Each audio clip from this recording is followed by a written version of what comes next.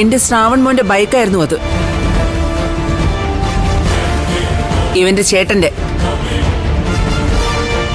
അവൻ മരിച്ചപ്പോ മുതലാ ഇവൻ അത് ഉപയോഗിച്ചു തുടങ്ങിയത്. ബൈക്ക് കത്തിച്ചത് ആരാണെങ്കിലും അവരുടെ തലയിൽ വെള്ളടി വെട്ടും. നിന്നങ്ങ് കത്തും. വെള്ളടി വേണ്ട, പ്രഭാവതി പച്ചയ്ക്ക് കൊളുത്തും.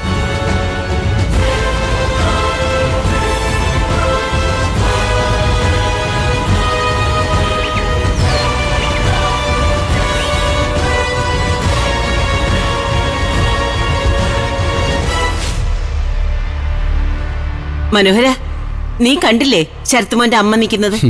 കാണാതിരിക്കാൻ ഞാൻ അന്ധനൊന്നും അല്ലല്ലോ അമ്മേ.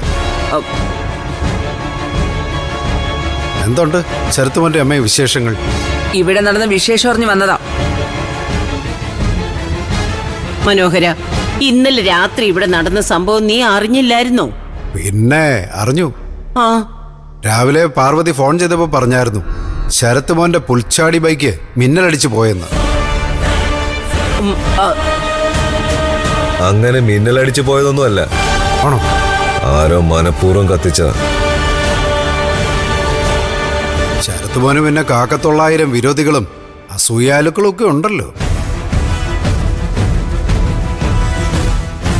എന്തായാലും സംഭവിച്ചതിലേ ഞാൻ ആത്മാർത്ഥമായ നടുക്കവും അഗാധമായ അനുശോചനവും ദുഃഖവും രേഖപ്പെടുത്തുന്നു. അല്ല ശരത്തുമോനെ, ഇനി എന്തിന്റെ പുറത്ത് കയറി ബിസിനസ് മീറ്റിങ്ങിനായിട്ട് തലങ്ങും വിലങ്ങും പായും? ശരത്തിന് വേറെ ബൈക്ക് ഇന്ന് തന്നെ വാങ്ങും. ഞാൻ വാങ്ങി നൽകും. ആ, വെരി ഗുഡ്. അങ്ങനെ തന്നെ വേണം അമ്മമാരായാൽ.